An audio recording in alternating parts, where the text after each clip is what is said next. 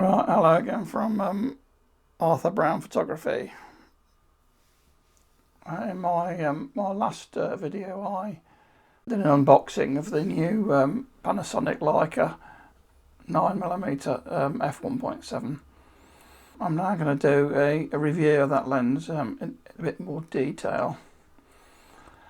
As I said before, I had to wait quite a long time for this lens to be delivered. It probably took about 6 or 7 weeks between me placing my order and actually getting delivery of the lens. That may be a sign of the times with difficulties with electronics and things. Anyway, we'll start off by having a good look close up at this very nice piece of photographic equipment. Right, you'll see that this is a small, compact, minimalist lens. In fact, the dimensions, it's about 6.5 centimetres without the cap in length, and about 5.5 centimetres in diameter. You'll notice there's no markings on the barrel, and this is to avoid reflections when using in the close-up mode. It's a mainly metal construction with a metal lens mount with all the electronics required to communicate with the camera. We have this small, shallow petal type lens hood to try and control flare, if any, in some conditions. And you'll see that's in its position now. There is very little script on the lens. The figure 9 for the focal length and the close-up distance. There's no aperture ring, just a focus ring. Right, we've got the 9mm out in the wild now, so it's a good focal length for vlogging, kind of general photography.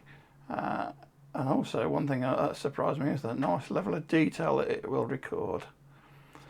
It's particularly good for these kind of wide landscape shots, taking in a wide view, and something like this is a good establishing shot. The close-up was quite impressive, except the wind was causing problems with the autofocus. So let's try it for still photography. Well, here's a wide view of the car park, and there's the entrance to the Peak Shopping Village. Again, quite a nice wide view. Here's a example of a close-up. There's a flower in one of the displays there, and here's an indoor shot showing a much lower light view here, but very good. And here's another architectural shot, the new Chatsworth kitchen that's opened at the Peak Village. Right, so how do I like the new Leica 9mm f1.7? Well, it's very good. As I say, it's great to have a wide angle lens for the micro 4/3 system. I find it's great for general video work, for vlogging type video work. Gives you a nice wide aspect ratio. Particularly if you're going to use widescreen 2.4:1 type thing as well. You get plenty in the frame. It's light. The autofocus is quick, snappy, and accurate. It's got a good close-up range. It seems it seems well made and robust. It's light, portable, and great for carrying about. Is there anything I don't like about it? Well, I found the filter threads a bit difficult. It's a 55mm thread, and the thread doesn't seem that well cut, or either that or whatever finish has been applied to the lens is a bit rough. It's quite hard to get filters started on the thread. Once they're on there, they're fine. That's probably my only complaint. The only other difficulty I have found with it, and that's not unique to this lens but to any wide angle lens, is finding suitable ND filters. And normally I use variable ND, probably 8 to 400 ND, but that will not work with this lens, because as soon as you get to the darker ranges, you start to get artifacts between the two polarizers. Again, this is not just with this one lens; it's common to all wide-angle lenses. I've done some experimentation, and with this, really, once you get above ND 128, the variable ND filter isn't useful at all. What I have got is I've got a fixed ND 128 which I've been using, and I've also now got a variable which goes from ND 32 to ND 128. Now that's an okay range for 70% of the time. The other 30% of the time, when the sun is very bright, I'm going to have to look at some alternative, and that is going to be perhaps using a sorry, my dog's barking. Teddy, be quiet.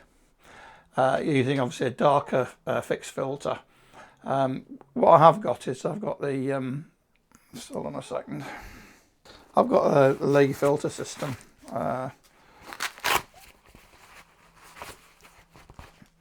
Which fixes to the front. Now I find the maximum ND I've got away with it on the wide angle lens using a variable ND has been a 128, which is around about 7 or 8 stops.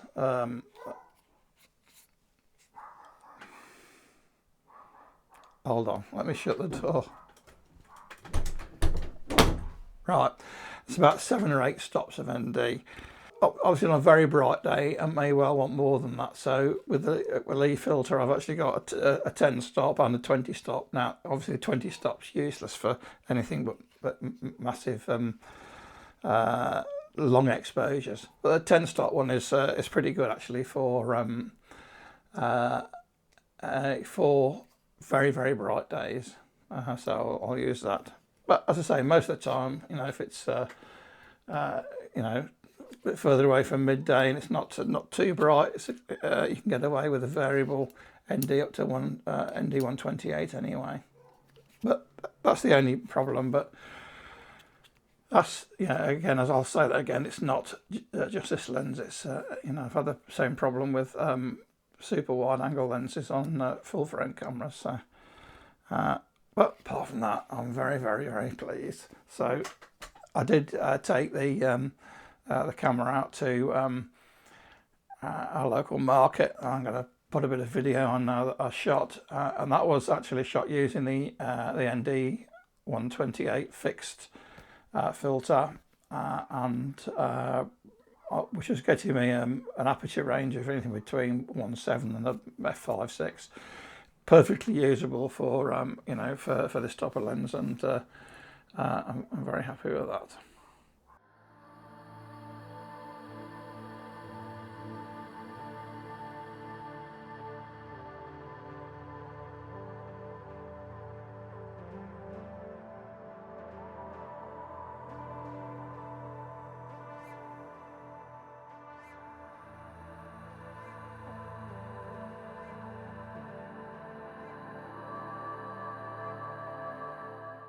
I'm also going to do a few more shots using the lens for photography rather than video, and I'll finish off there with a few landscape shots taken with the 9mm.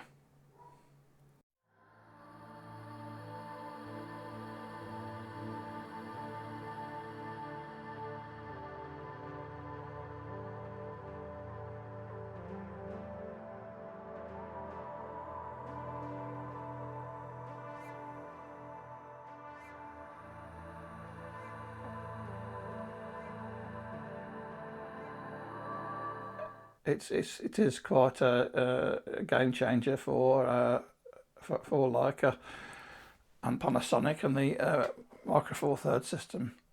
Whilst we've had wide angles available before, they've normally been in a zoom lens, and that has a couple of disadvantages. Firstly, that they're never going to be as large an aperture as a prime lens, so there's a compromise there. But also, they tended to be fairly large, heavy, bulky, and not great for run and gun type video work.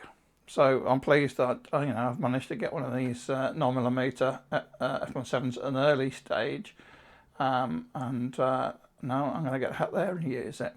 I hope you enjoyed this. Hope you found it informative. Hope it's helped you with your video and photography. And please look out for my next video. So bye from Arthur Brown Photography.